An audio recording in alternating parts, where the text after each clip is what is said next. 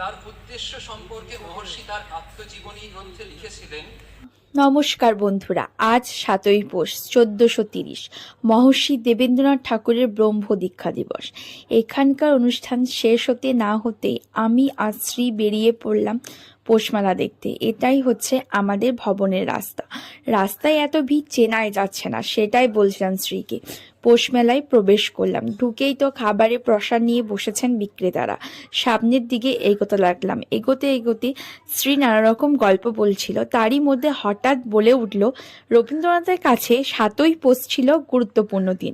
৭ই পৌষের উপাসনা উপলক্ষে প্রদত্ত কবির ভাষণগুলি পড়লে বোঝা যায় ১৮৯১ সালে ৭ই পৌষ মন্দির উদ্বোধনের সময় রবীন্দ্রনাথ শান্তিনিকেতনেই ছিলেন। ১৮৯৪ সালে মেলাটা বসত মন্দিরের উত্তর দিকের মাঠে, যাকে এখনো পুরনো মেলার মাঠ